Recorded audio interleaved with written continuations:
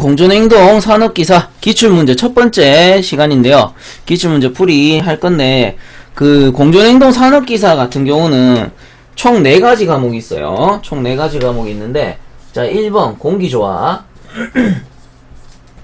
공존행동이니까 당연히 공기조화 있겠죠. 그 다음에 2번이 냉동공학.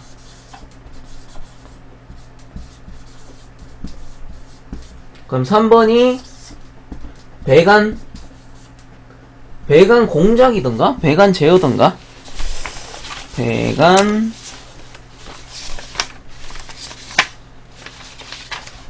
일반이라고 되어있네요. 배관 일반. 그렇지. 배관을 제어할 수는 없겠지. 4번이 전기 제어.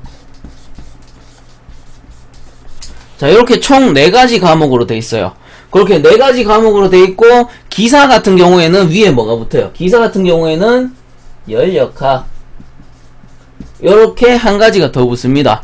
그래서 요걸 빼고서 이제 공존행동 산업기사를 준비한다고 생각을 하시면 되고, 그래서 요렇게 제가 풀이를 해드릴 건데, 제가 풀이해드리는 과목은 요 3과목이죠. 요 3과목. 요 전기제어는 이번 강의에서는 뺐습니다. 왜냐하면은 요 전기제어 같은 경우는 제가 살짝 훑어봤어요. 제가 예전에 공존행동 기사 칠 때 한참 풀었던 문제가 도저히 기억이 안 납니다. 기억이 안 나가지고 요건 제가 다시 공부를 좀 해야 되겠더라고요. 그래서 공부할 시간이 지금 많이 없어요. 제가 공부할 시간이 없기 때문에 요 과목 일단은 제외시켰어요. 차후에 제가 준비해서 다시 풀어드릴 겁니다. 이거 하려니까 지금 책도 써야 되고 강의도 띄어야 되고 야간 수업 준비도 해야 되고, 그래서 일단은 제가 이거 뺐어요. 제 능력 받기입니다. 제 능력 받. 제 능력 받기라서 요건 뺐습니다. 요거 나중에 제가 시간이 생기면 그때 준비해서 다시 풀어드릴 겁니다. 그래서 전기제어는 뺐습니다. 자, 그렇게 해가지고 한번 풀어보도록 할 텐데,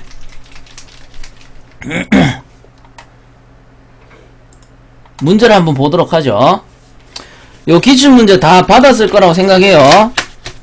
그래서 1번 문제 한번 보면은 다음 중 용어와 난방 방식의 조합이 틀린 것은 해가지고 리버스 리턴 온수 난방, 그리고 MRT 복사 난방, 그리고 온도 조절식 트랩 요거 전기 난방, 팽창 탱크 전기 난방 해서 나오는데, 리버스 리턴 방식 같은 경우는 그 온수 배관의 한수 방식입니다. 한수 방식이고,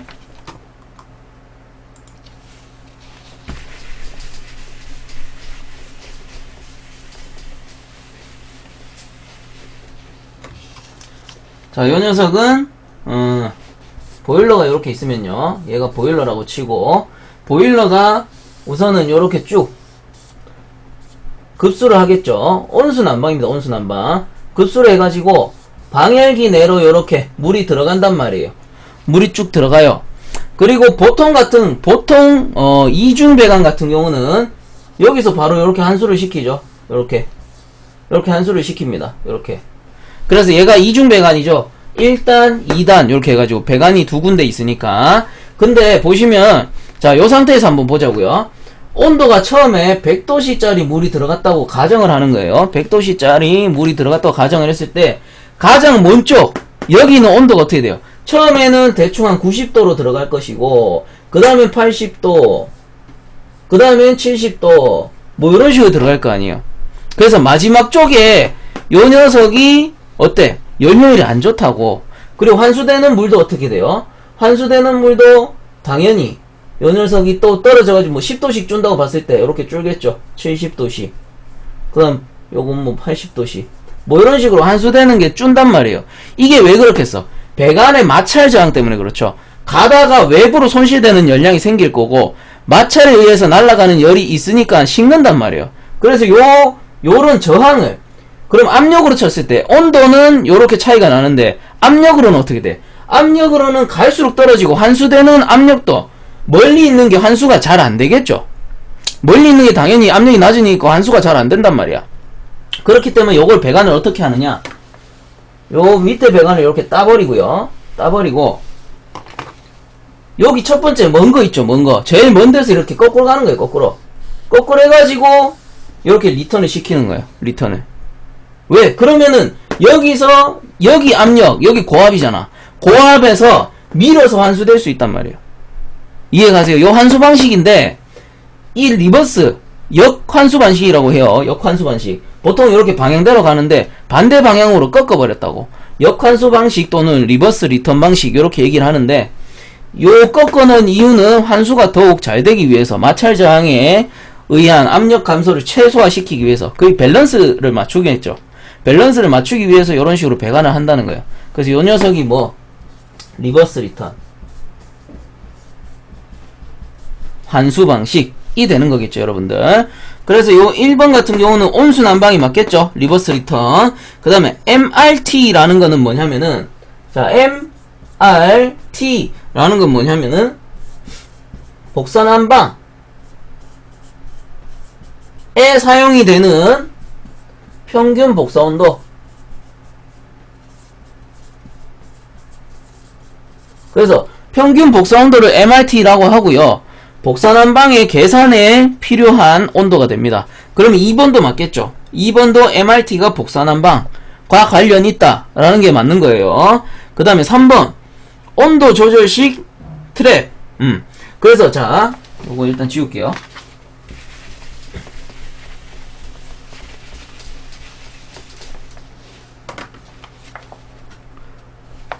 트랩 같은 경우는 어디 쓰이냐? 얘는 전기 트랩에만 있어요. 전기 트랩. 전기 난방. 전기 난방에만 쓰이는 전기 트랩입니다. 그 다음에 온수 난방에만 있는 거. 온수 난방에만 있는 거는 팽창 탱크. 자, 요거를 구분하셔가지고 좀 알아두셔야 돼요. 그래서 트랩 같은 경우는 전기 난방에 사용이 되고 팽창 탱크 같은 경우는 온수 난방에 사용이 되는구나. 요거를 구분하셔서 아셔야 된다는 거예요. 그래서 틀린 답이 뭐예요? 틀린 답이 당연히 4번이 되겠죠. 4번. 팽창 탱크 어디? 온수 난방에 사용이 되니까. 그래, 답이 4번이 틀린 거겠죠. 자, 그 다음 문제 2번 보겠습니다. 문제 2번. 문제 2번 보시면 냉수 코일 설계에 관한 설명 중 옳은 것은 해가지고 1번 대수 평균 온도차 MTD를 크게 하면 코일의 열수는 많아진다. 자, 1번부터 천천히 볼게요. 대수 평균 온도차래요. 대수 평균 온도차. LMTD라고도 하고 MTD라고도 하는데 LMTD라고 적겠습니다. 요건 적는 사람 마음이니까. 요 대수 평균 온도차라는 건 뭐냐 하면은 방열기가 요렇게 있을 거예요. 방열기가. 그럼 방열기 안에 어떻게 코일이 지나가겠죠. 코일이 지나가고, 그러면 요 방열기는 어디? 실내나 뭐 화장실 요런 데 설치가 되겠죠. 그럼 실내 온도 요렇게 지나간다고 했을 때, 실내의 온도가 지나간다고 했을 때 방열기 입구 출구, 죄송합니다. 자, 방열기 입구 출구와 그리고 실내 입구 출구의 온도차를 계산해주는 게 요 대수 평균 온도차 LMTD입니다.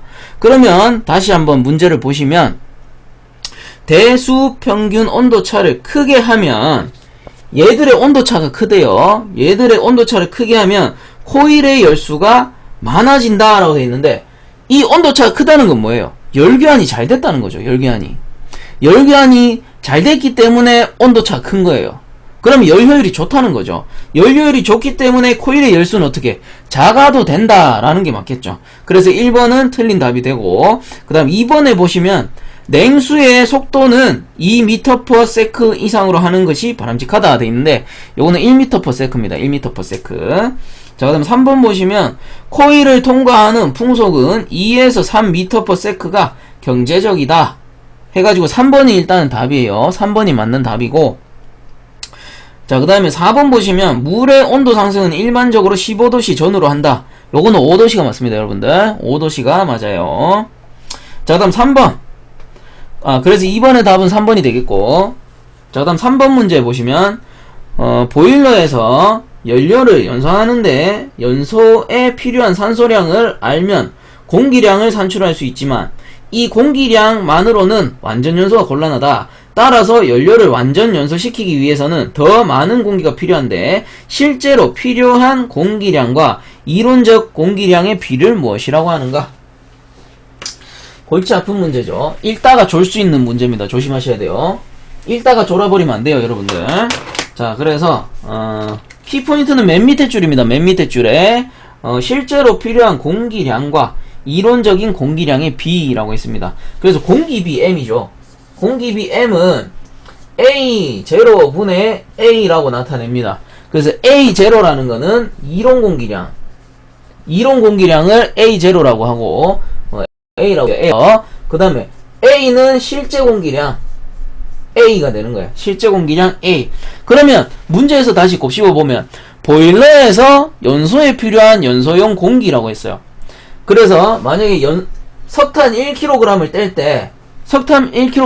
때 공기가 최적으로 미터 3승 1m 3승이 필요하다라고 이론적으로 가정을 했다라고 치는 거예요. 근데 실제로 우리가 연료를 떼어보면 1kg이 완전 연소할 때는 이론적으로 1m 3승이 필요했지만 실제로 떼어보니까 2m 3승의 공기가 필요했더라 라는 거죠. 실제적으로. 왜? 연력학 제2법칙에 나오죠. 열효율이 100%인 열기관은 세상에 존재할 수 없다. 그렇기 때문에 실제적으로 손실이 생기는 겁니다. 그래서 이만큼의 공기가 더 필요하게 되는 거고 그러면 다시 생각해 보자고요. 여러분들 이론 공기가 양이 많겠어요? 실제 공기가 양이 많겠어요?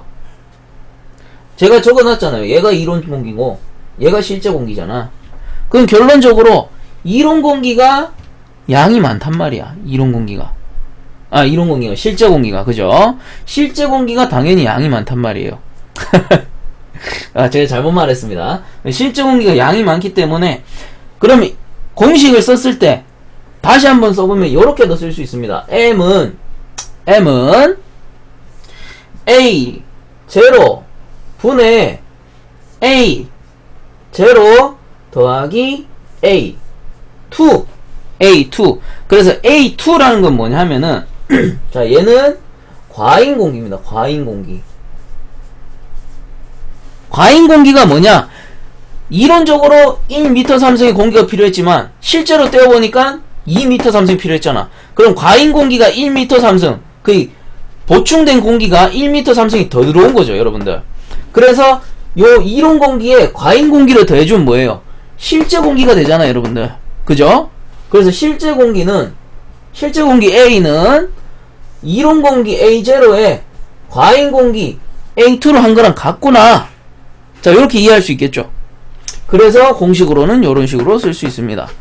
그래서 문제의 마지막 줄에 다시 보시면 실제로 필요한 공기량과 이론적인 공기량의 비를 무엇이라고 하는가? 실제적으로 필요한 공기량과 이론적으로 필요한 공기량의 비를 무엇이라고 하는가?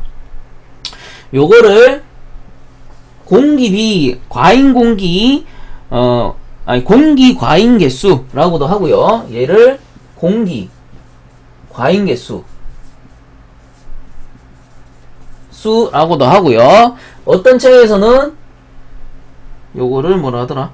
공기비 요렇게 적기도 해요. 공기비, 공기 과잉 개수 또는 공기비 요런 식으로 적어줍니다. 그래서 답은 몇 번이겠어요? 답은 당연히 3번이겠죠. 3번. 그렇죠. 공기 과잉 개수 해서 3번이 답이 됩니다. 자, 그 다음에 넘어가서 4번 문제. 덕트의 설계 시 고려해야 할 사항으로 맞는 것은 1번 치출구 또는 흡입구와 송풍기까지는 가능한 길게 한다. 길게 하면 어떻게 돼? 길게 하면은 마찰 저항이 생기죠. 마찰 저항은 다르게 말하면 손실입니다. 그렇기 때문에 가능한 한 짧게 한다가 맞겠고요. 그 다음 2번에 덕트의 굴곡이나 변형 등 저항 증가 요소를 많게, 방금 말했죠. 손실이 생기니까 마찰 저항은, 그래서 저항 증가 요소를 적게 해야 됩니다. 적게. 2번은 많게 해서 틀리는 거죠. 그 적게가 맞고. 그럼 3번에 극장, 방송국, 스튜디오 등에는 반드시 고속 덕트. 자, 방송국, 스튜디오 어때요? 거기에 고속 덕트 설치해버리면은 엄청나게 시끄러워요. 방송 안됩니다. 그래서 저속 덕트. 그렇죠. 소음이 발생되기 때문에 저속 덕트를 사용합니다. 발음이 안 좋아서 죄송해요. 시업 발음이 잘 안 돼요, 제가. 자, 그 다음에 라번이 답이겠죠. 덕트 내의 압력 손실은 덕트 공의 기능도 접합 방법 등에 의하여 달라질 수 있기 때문에 주의하여야 하며, 각 덕트가 분기되는 지점에는 댐퍼를 설치하여 압력의 평행을 유지할 수 있도록 한다. 그죠? 자, 그 다음에 5번에, 그래서 4번의 답은 4번이 되죠. 라번 4번이 돼요. 자, 다음 5번. 열원 방식의 특징으로 맞는 것은, 열원 방식. 자, 여러분들 열원 방식이라고 하면은 열을 내주는 기기들이겠죠. 자, 그래서 1번에 흡수식 냉동기 맞는 것은 했으니까 피크 전력 부하를 경감시킬 수 있다.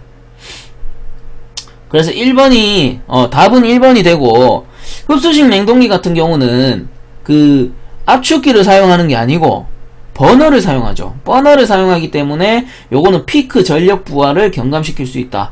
왜? 버너를 쓰잖아요. 그렇기 때문에 1번이 답이 되고, 2번 보시면 추결 방식. 추결 방식은 어떤 거냐면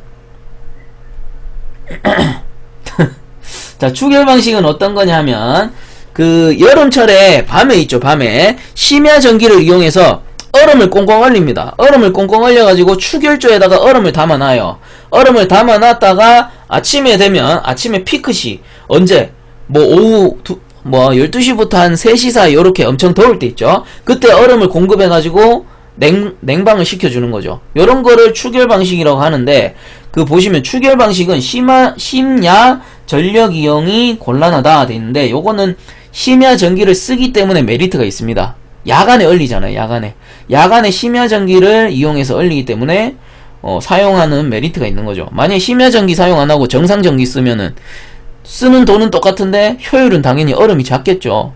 그래서 요거는 2번에 심야 전기를 사용할 수 있다. 요렇게 해야 맞는 거고, 그 다음 지역 냉난방 방식 같은 경우는 어느 한 공장, 어느 한 곳에서 열을 낸단 말이에요. 뭐 차가운 열이나 뜨거운 열을 내가지고 일반 가정에다 보내주는 게 지역 난방 방식인데, 그 한 군데에서 이제 그 열을 보일러를 떼어서 보내주기 때문에 당연히 요거는 대기오염의 감소가 되겠죠. 대기오염의 감소. 왜? 그 커다란 공장에 정제소가 없겠습니까? 정제소 다 있습니다. 그래서 폐연료 같은 경우 재활용도 하고, 그리고 다 이제 깨끗하게 걸러서 밖으로 배출시키기 때문에 환경오염을 감소시키죠. 감소. 자, 그 다음에 4번에 보시면 열펌프, 폐열 발생해가지고, 열펌프 같은 경우는 폐열이라는 건 뭐예요? 폐열. 자, 폐열. 자, 보일러에서 쳤을 때 요거는 굴뚝에서 나오는 열. 굴뚝에서 나오는 열을 폐열이라고 해요. 근데 열펌프는 뭐예요? 열펌프는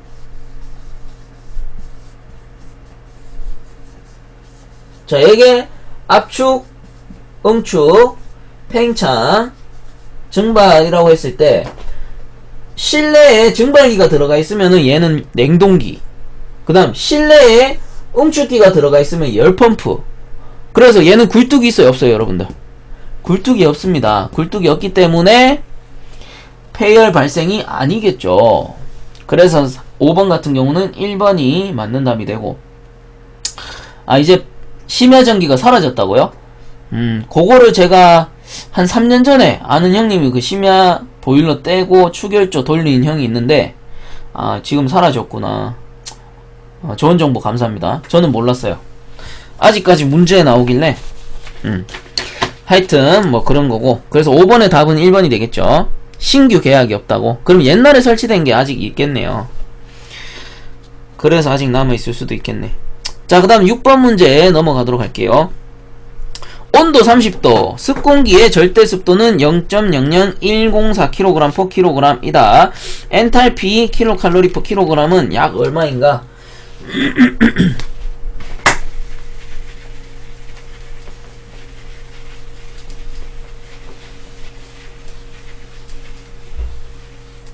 자, 엔탈피 구하는 공식은 좀 외워주셔야 되는데, 엔탈피 H는, 자, 0.24t에다가 더하기 0.44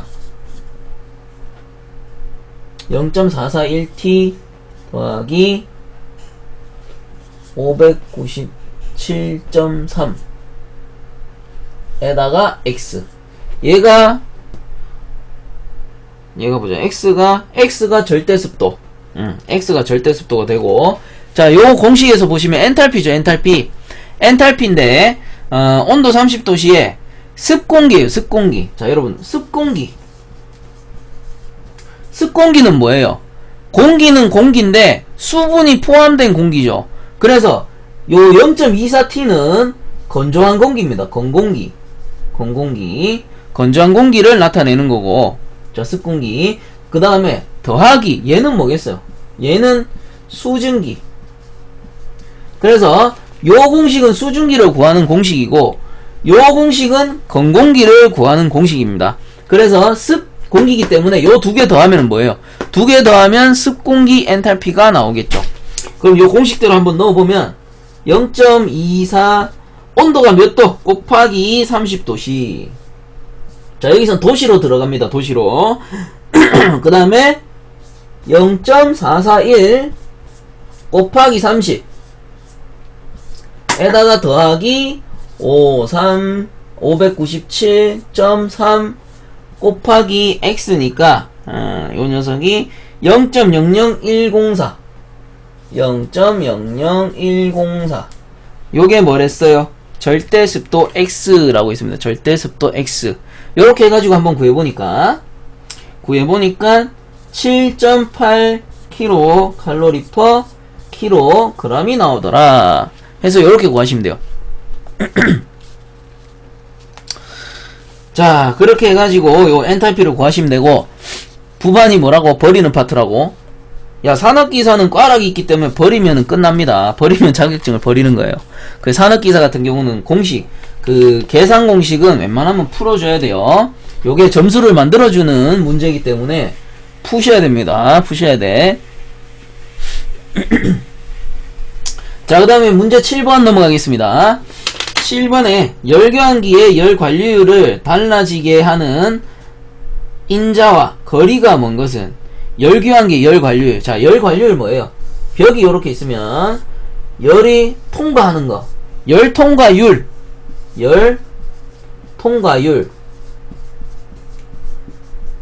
또는 열 관류율.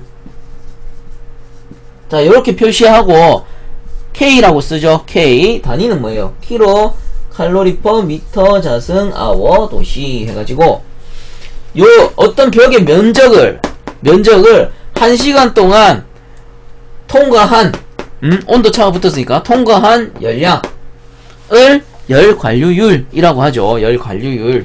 그래가지고 요 열관류율을 변화시키는 인자가 뭔가? 1번에 보시면 유체의 유속. 당연히 뭐 빠르고 느릴수록 온도차가 발생하겠죠. 빠르거나 느릴수록 온도의 차가 발생합니다. 그 다음에 내구성. 벽체의 내구성하고 요거하고 관계가 있을까요? 벽체 내구성. 몰라. 부반이가 주먹 쥐고 때려보고 이게 잘 깨지는지 안 깨지는지 그 정도는 알 수 있겠지만 내구성하고는 관계가 없습니다.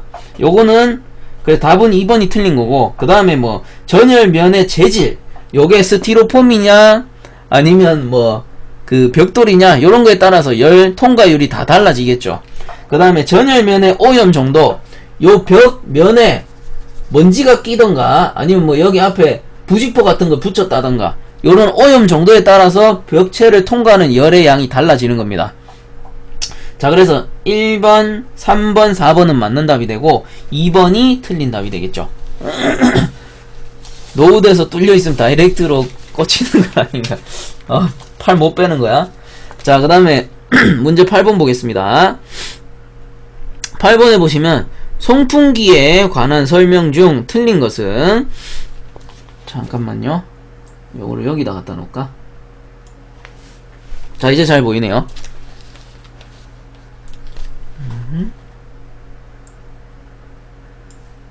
오케이. 이제 됐다. 이제 좀 잘 보이네요. 호야야, 어서와. 자, 그 다음 8번 문제 한번 보도록 할게요. 송풍기에 관한 설명 중 틀린 것은 해가지고 1번에 압력 10kPa 이하의 일반적인 팬이라 한다. 요건 맞고요. 그 다음에 2번에 송풍기의 크기가 일정할 때 압력은 회전속도 2제곱에 비례하며 변화한다. 해서 2번, 3번 한번 읽어볼게요.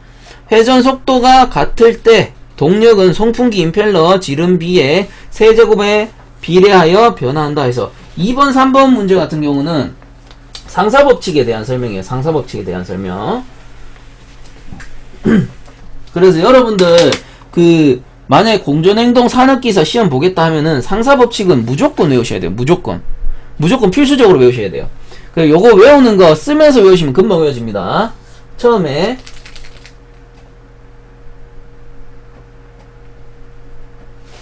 자, Q, P, L 이렇게 적어주시고 순서대로 적으시면 돼요. Q, P, L 자, 이렇게 하고 뭐냐면은 풍압동이에요. 풍압동. 풍량 냉동기로 치면은 유량 냉수량 냉각수량 냉매량 냉매유량 이렇게 되는 거고 요거 P는 압력이 되고요. L은 동력이에요. 동력 킬로와트. 그 다음에 보시면은 자, 그 다음에 적을게 n분의 n 요거를 일단 갈로리 쳐줍니다. 갈로 이렇게 쳐주고 점 이렇게 하시고 그 다음에 d분의 d 똑같아요. d분의 d 순서만 안 잊어버리시면 돼요. 어렵지 않아요. d분의 d 갈로 쳐주시고 자, 마지막에 또 뭘 적냐면 q, p, l 이렇게 한 번씩 더 적어주세요. 자, 그 다음에 맨 앞에 있는 게 2에요 2번 그리고 위에 있는 게 2번입니다. 위에 있는 게 2번 요것도 2번 그 다음 남는 건 뭐겠어요? 1번이래요. 1번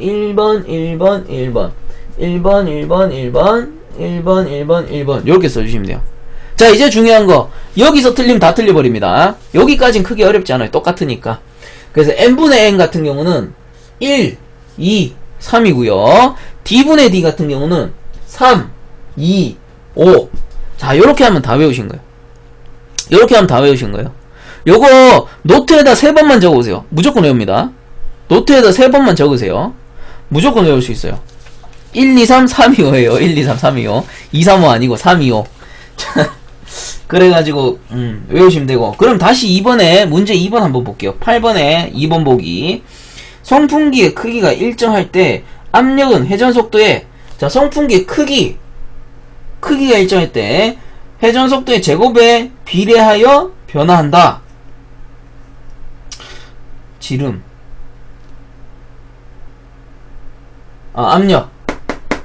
압력 보시면은 회전속도의 제곱에 비례하여 변한다.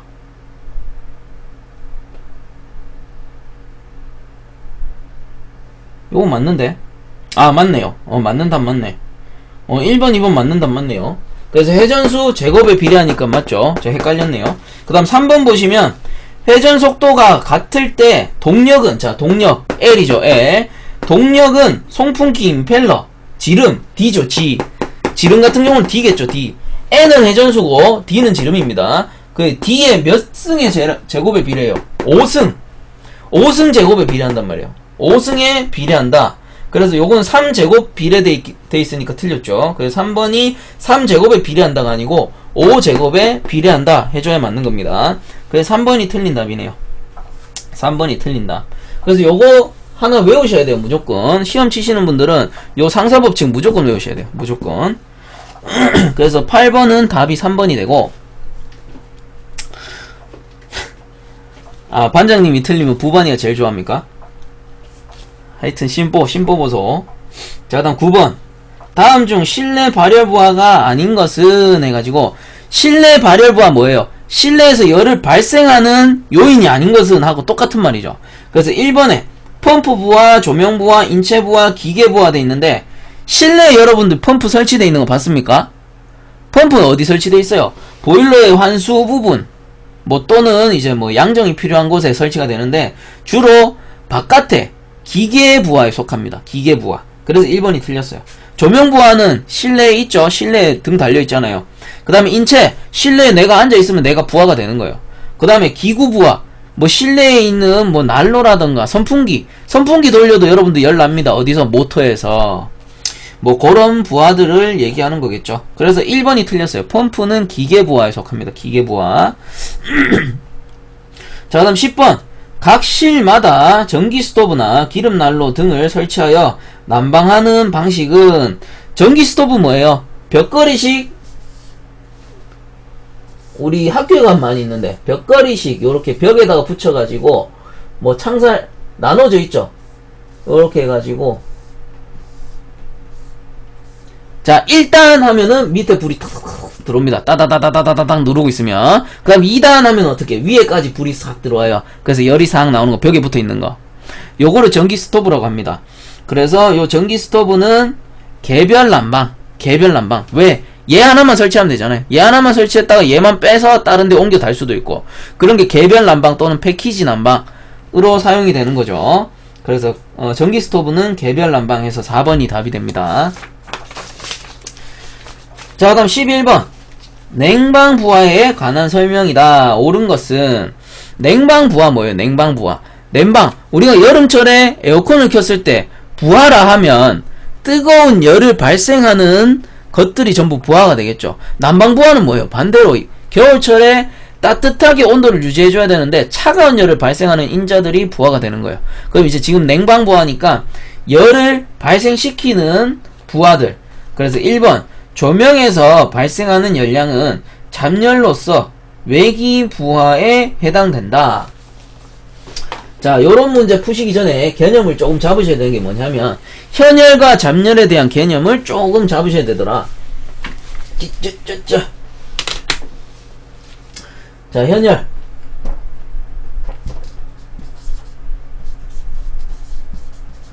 잡열. 자, 현열은 뭐예요? 얘는 온도만 변하잖아. 온도만. 잡열은 뭐예요? 잡열은 상태만. 그래서 온도만 변하는 게 현열이고, 상태만 변하는 거, 뭐 물이 얼음이 됐다가, 얼음이 다시 물이 됐다가 물이 뭐 다시 전기가 된다거나 요런 거를 잡열이라고 하죠. 그래서 잡열 같은 경우는 물이 얼음으로 변하고, 얼음이 뭐 드라이아이스 같은 경우는 기체로 변하고, 그렇기 때문에 얘는 수분을 포함합니다. 수분을 포함해요.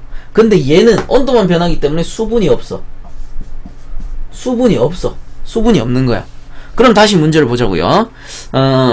조명에서 발생하는 열량은 잡열로서 외기 부하에 해당된다 돼 있는데, 잡열이 수분을 포함하는데 조명 같은 경우는 어때요? 형광등에서 물이 포함되어 있나요? 형광등 조명에 물이 나와야 물이 뚝뚝 떨어져요?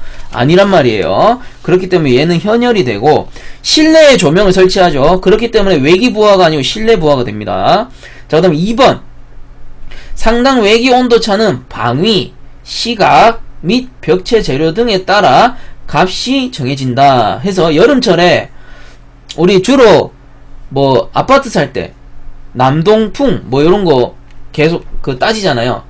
남향이냐 뭐 동향이냐 서향이냐 뭐 이런 거 따진단 말이에요. 그런 거를 일사량이라고 해요. 일사량. 어느 쪽에 설치되어 있느냐, 창문이 어느 쪽에 설치되어 있느냐에 따라서 열이 들어오는 정도가 다르죠. 그래서 여름철에 뭐 더 더울 수도 있는 거고, 열이 덜 들어오니까 뭐 시원할 수도 있는 거고, 그런 거를 일사량이라고 해요. 그래서 요거를 방위, 거기 2번에 나오는 거는 방위가 되겠죠. 방위에 따라서 당연히 냉방부하가 바뀔 수 있고요. 그 다음 시간. 여름철에 낮에는 좀 시원한데 뭐 오후에 2시 3시 되면 엄청 덥잖아. 당연히 되겠고, 그 다음 벽체 재료, 요게 스폰지냐 아니면 그냥 단열 벽재냐에 따라서 당연히 냉방부하가 바뀌겠죠.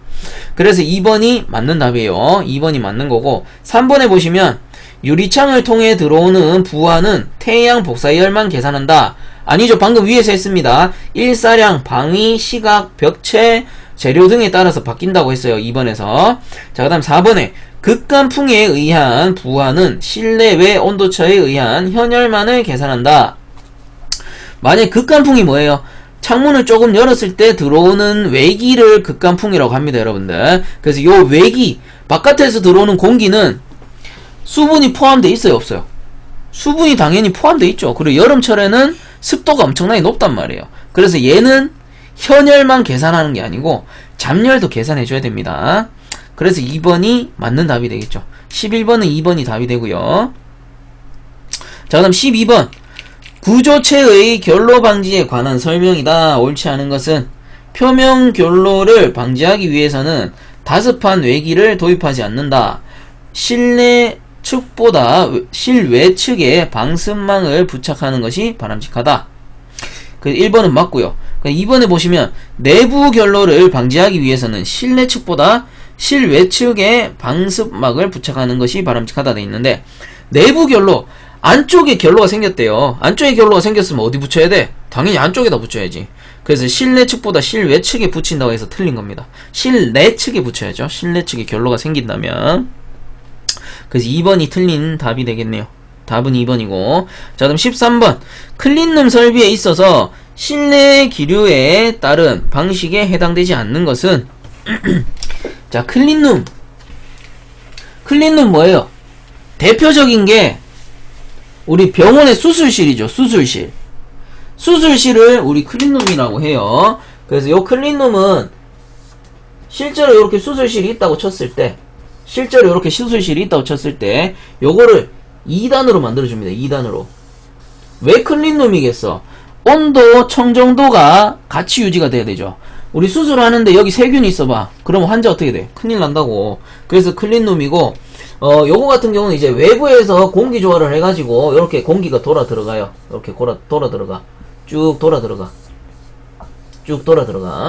그럼 이건 뭐예요? 이렇게 수직으로 내리꽂죠? 수직으로 내리꽂으니까, 얘는 수직 측류식.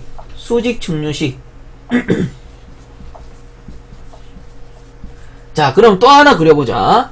또 하나 이렇게 그려보자고요. 이렇게 그려가지고 방이 하나 있고, 방이 어떻게 2단이라고 있습니다. 2단 이렇게 해가지고, 요게 뭐예요? 요게 수술실이란 말이야. 그리고 요 작은 게 당연히 수술실이겠지. 요 작은 게 수술실이죠. 그래서 요것도 외부에서 순환을 해가지고 요렇게 들어갑니다. 요렇게 순환해가지고 요렇게 들어가. 요런 식으로 들어간다고. 그럼 얘는 뭐겠어요, 여러분들? 얘는 수직 측류고, 얘는 수평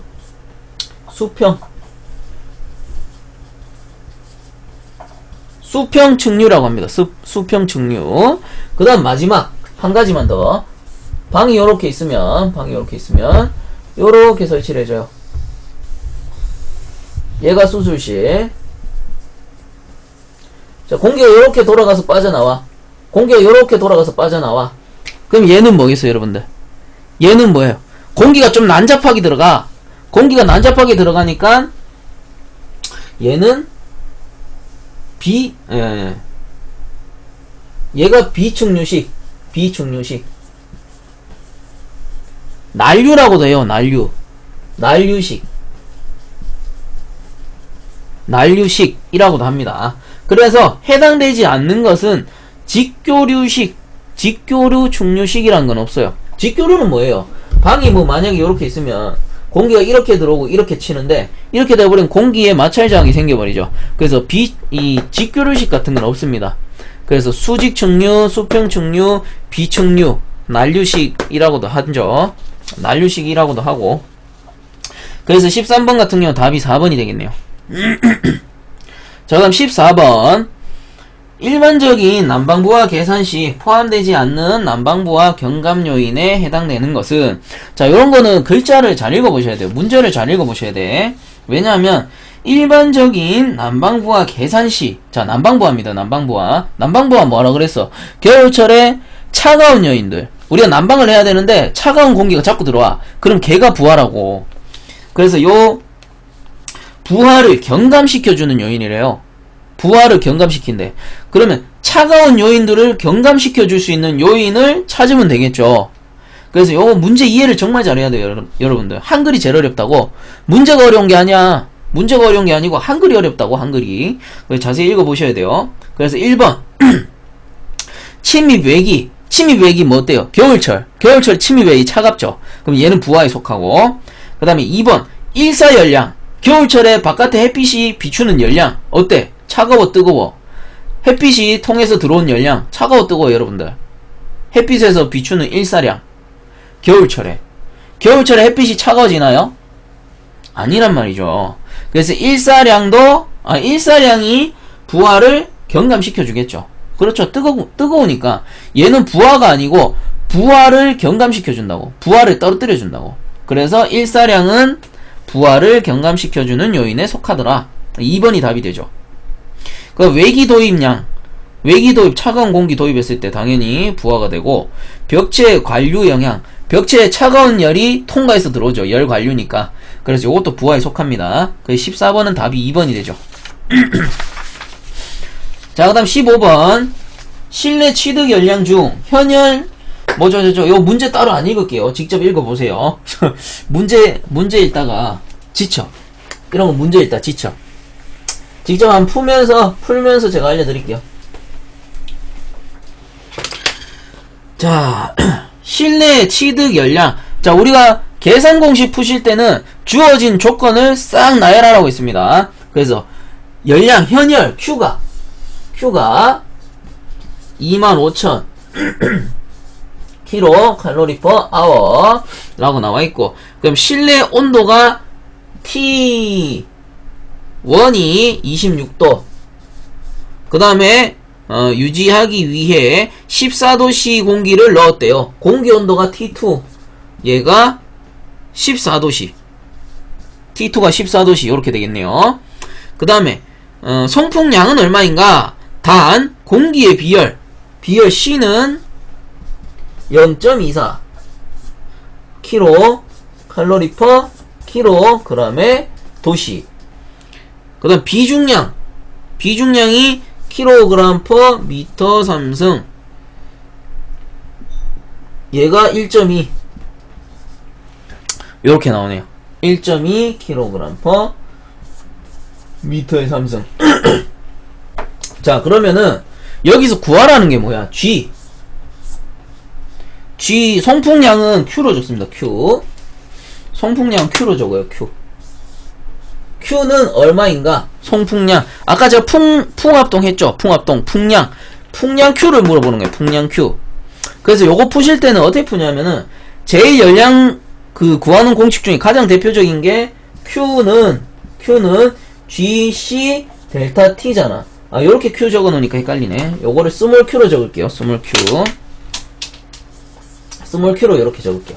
그래서 Q는 GC 델타 T. 이거 뭐예요? Q 열량, 델타 T 온도차. 그럼 C는 비열, 얘는 냉매수량. 얘가 액체일 때예요. 액체일 때. G가 액체일 때. 얘가 뭐예요? kg per hour란 말이죠. kg per hour. 근데 여기 뭐 나왔어? 비중이 나왔잖아. 비중 1.2 곱하면 어떻게 돼? 곱하기 1.2 kg per 미터의 3승 아닌가 이거? 미터의 비중이, 그렇지, 미터의 3승. 그래, 미터의 3승이라 맞지. 그럼 요 녀석이 요렇게 구하면 어떻게 돼? 미터 3승 per hour가 된단 말이에요.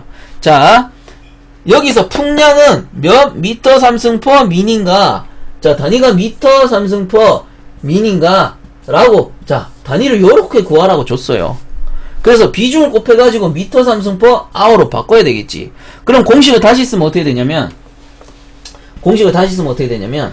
Q는 GC 델타 T로 쓰실 수도 있고요. Q는 스몰 Q, 풍량이죠. 풍량 곱하기 1.2.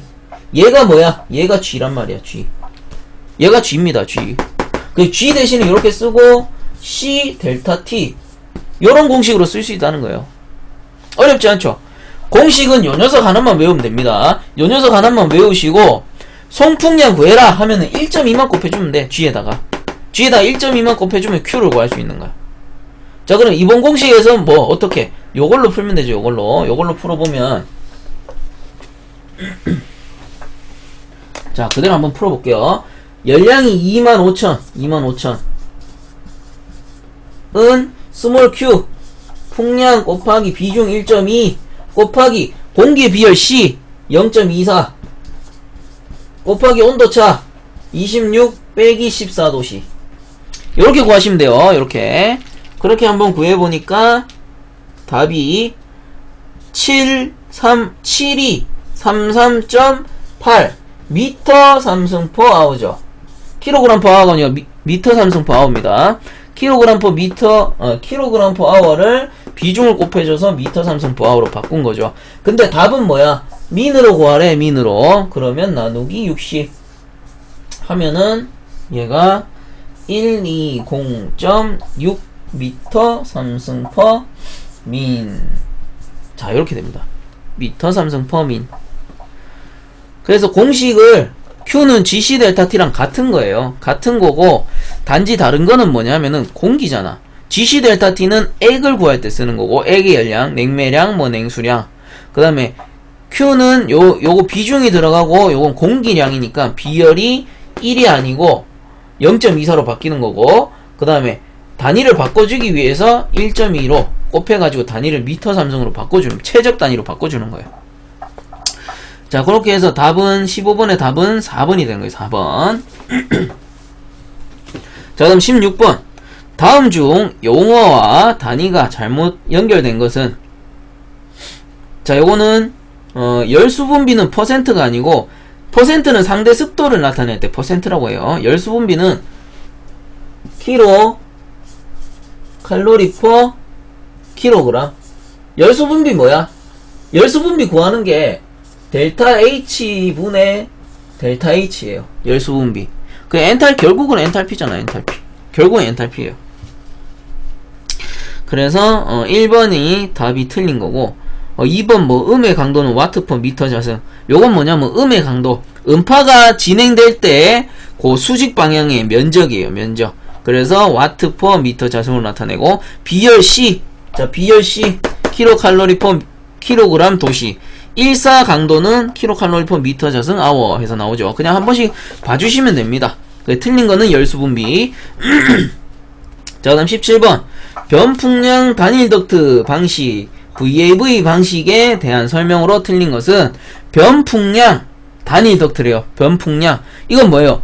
덕트는 그대로 있고 풍량을 제어하는 거. 풍량을. 만약에 냉방을 하는데 너무 춥다. 냉방을 너무 많이 해가지고 춥더라. 그럼 풍량, 그 들어가는 공기량을 줄이는 거죠. 그 다음에 뭐 너무 덥다.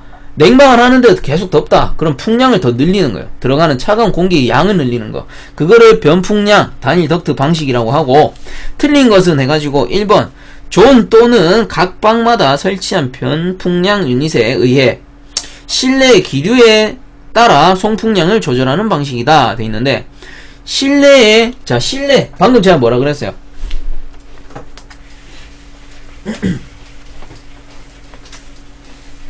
자, 존이라는 거는 다 알 거라 생각합니다. 존 요렇게 해가지고 냉방을 하는 공간을 존이라고 하죠. 뭐 실내가 되는 거고 존이라고도 하고. 그래서 여기 안에 온도가 계속 냉방을 하다 보니까 온도가 너무 낮아. 여름철인데 추워. 그럼 어떻게? 풍량을 감소시키죠. 근데 여름철에 계속 덥더라. 그럼 풍량을 늘려가지고 온도를 조정해 주는 거예요. 근데 1번 문제 같은 경우는 실내의 기류에 따라 풍량을 조절한다 돼 있으니까 틀린 겁니다, 여러분들. 뭐에 따라? 온도에 따라. 온도 센서로 이제 그 센서를 잡아가지고 그 온도에 맞게끔 풍량을 공급해 주는 게 변풍량 방식이겠죠. 그래서 1번이 틀린 답입니다. 나머지는 한 번씩 읽어보세요. 맞는 답이니까. 자, 그 다음 18번. 에어와셔의 엘리미네이터의 더러워짐을 방지하기 위해 상부에 설치하여 물을 분무하여 청소하는 것은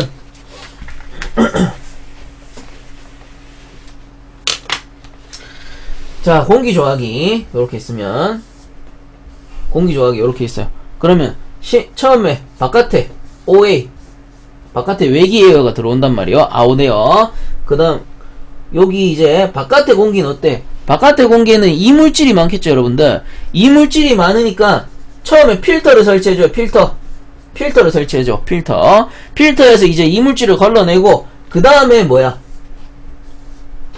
쿨링 코일 또는 히팅 코일 두 개 다 설치된 것도 있어요. 쿨링 코일, 냉방용 코일, 시원한 코일 또는 히팅 코일, 뜨거운 코일을 설치해서 온도를 조절해주죠. 그 다음에 습도까지 잡아줘야지, 공기조화기는. 공기조화의 4대 구성요소 뭐예요? 온습기청, 온도, 습도, 기류, 청정도를 유지해주는 게 공기조화기잖아. 그래서 여기서 이제 에어와셔를 씁니다. 에어와셔.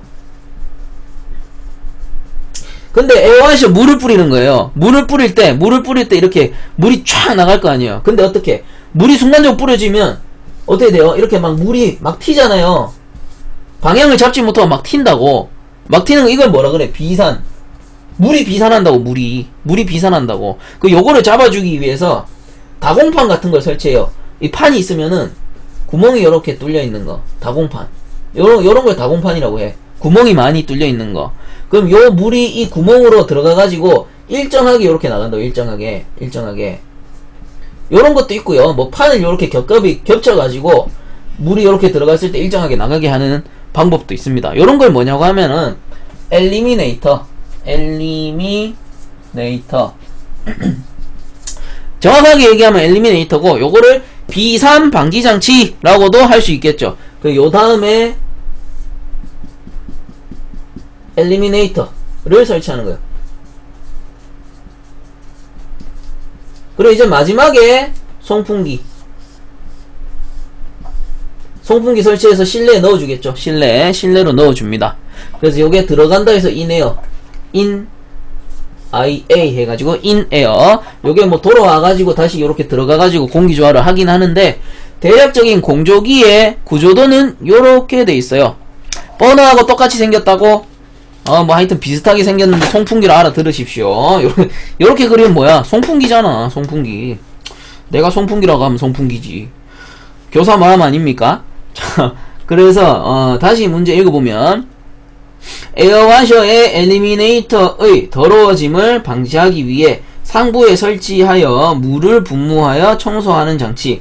그래서 요 엘리미네이터가 더러워지면 어떻게 돼요? 조그만 구멍이 많은데 얘가 더러워지면 막혀버리겠죠. 그래서 비산 방지의 역할을 못한다고. 그렇기 때문에 여기 위에다가 에어와셔 같은 액을 흘려보내요. 에어와셔 말고 이제 물을 뿌려준 장치를 설치하겠지. 그래서 이렇게 물을 흘려가지고 다공판을 청소합니다. 요거를 뭐냐 하면은 플러딩 노즐. 그죠? 플러딩 노즐. 그 18번의 답은 1번이 됩니다. 발음 안 좋은 점 죄송하고요. 18번의 답은 1번. 플러딩 노즐.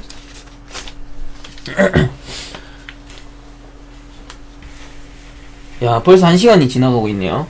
19번, 20번까지 풀고 조금 쉬었다가 냉동공학 하도록 할게요. 오늘 아마도 배관까지는 못할 것 같고 냉동까지 하고 마치도록 할게요, 오늘은. 자, 그 다음 19번 문제.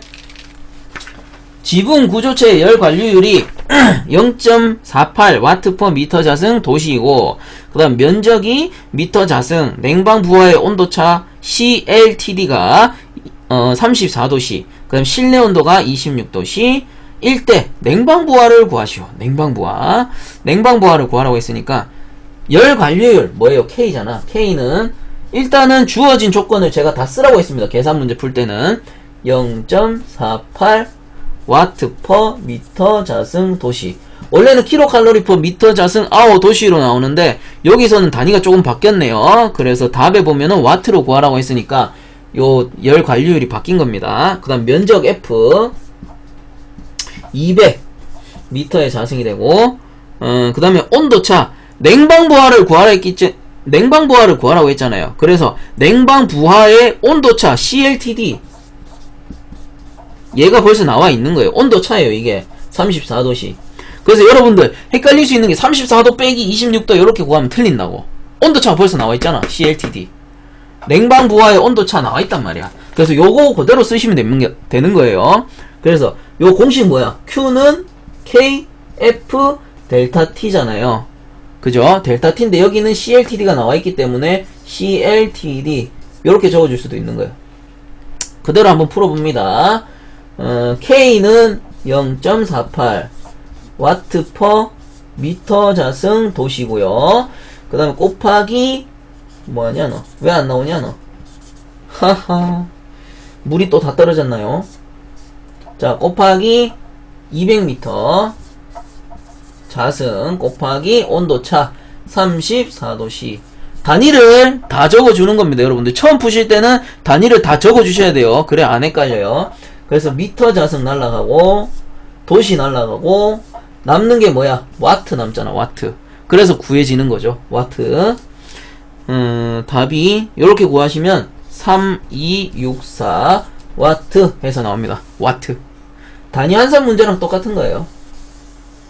그래, 처음에 푸실 때는 단위를 무작정 외우려고 하지 마시고 식을 쓰고 그 단위를 그대로 넣어주면은 푸는 과정도 이해가 가고 자연적으로 단위도 외워집니다. 그래서 항상 연습하실 때는 단위까지 같이 적어주는 습관을 기르시는 게 좋겠죠. 그 답은 4번이 되고요. 19번의 답은 4번. 자, 다음 20번. 온수 난방의 배관 방식이 아닌 것은, 자, 역환수 방식. 이거 리버스 리턴 방식 1번 문제 나왔습니다. 그럼 2번, 진공환수식. 2번이 틀렸네요. 진공환수식은 전기 난방 방법에 들어가는 거고, 단관식, 복관식 해가지고, 아까 보일러 이렇게 있으면, 관이 요렇게, 들어가서 요렇게 나오는 거. 들어가서 나오는 거 1번, 2번. 관이 2개야. 2개니까 얘가 복관식이 되고요. 보일러 이렇게 그려가지고 관이 그냥 한 개 이렇게 돌아가 그냥. 아주 이기적이요. 얘는 아주 이기적이. 지 혼자 가서 지 혼자 와. 그래서 여기다가 이렇게 연결시켜 놓은 게 관이 한 개잖아요. 한 개가 돌아가서 돌아온다. 이기적인 놈. 이거 단관식. 쉽죠? 관이 2개일 때 복관식, 한 개니까 단관식. 상당히 이기적인 놈이야 이거는. 그래가지고 1번, 3번, 4번은 온수 방식이 맞고요. 전기 난방 방식에는 진공환수식, 기계환수식, 자연환수식 이렇게 세 가지 종류가 있어요. 그래서 20번 같은 경우는 2번이 틀린 답이 되겠네요. 자, 그렇게 해서 공전행동기계 산업기사 첫 번째 기출문제 공기조화 파트는 일단 풀었습니다. 조금 쉬었다가 이어서 냉동공학 파트 넘어가도록 하겠습니다.